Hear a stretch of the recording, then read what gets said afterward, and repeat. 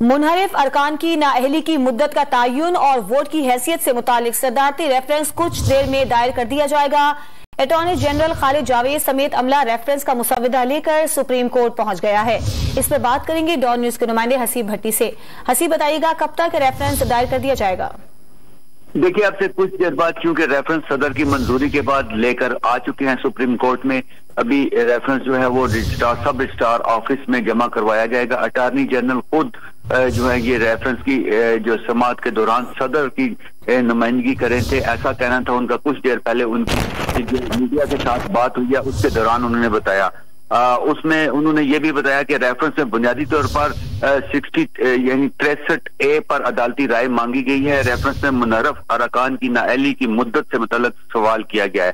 अदालत से राय मांगी गई है कि मुनहरिफ रुकन की मुद्दत मौजूदा मुद्दत के लिए है या ताहयात होगी, क्या मुनहरिफ रुकन का वोट गिनती में शामिल होगा या नहीं, ऐसा कहना था अटॉर्नी जनरल का, जो उनकी हमारे साथ अभी बात हुई है।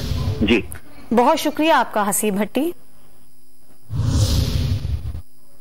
मुनहरिफ अरकान की नाअहली की मुद्दत का तयन और वोट की हैसियत से मुतालिक सदारती रेफरेंस कुछ देर में दायर कर दिया जाएगा। अटॉर्नी जनरल खालिद जावेद समेत अमला रेफरेंस का मुसविदा लेकर सुप्रीम कोर्ट में पहुंच चुका है और रेफरेंस में सदर की नुमाइंदगी खुद करूंगा, ये कहना है अटॉर्नी जनरल खालिद जावेद का। अब से कुछ देर बाद ये सदारती रेफरेंस है जो कि दायर कर दिया जाएगा। तक सर फाइल करें? बस नेक्स्ट कपल ऑफ आवर्स कोशिश कर रहे हैं जितनी जल्दी हो जाए वो इंशाल्लाह 2 घंटे। सर क्या प्ली ले रहे हैं?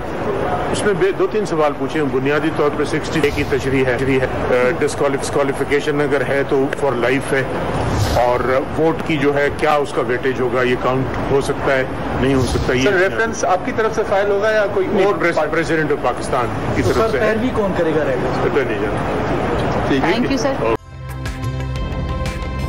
ताज़ा तरीन वीडियोस के लिए हमारा YouTube चैनल सब्सक्राइब करके बेल आइकन प्रेस करिए ताकि आपको मिले हर अपडेट सबसे पहले।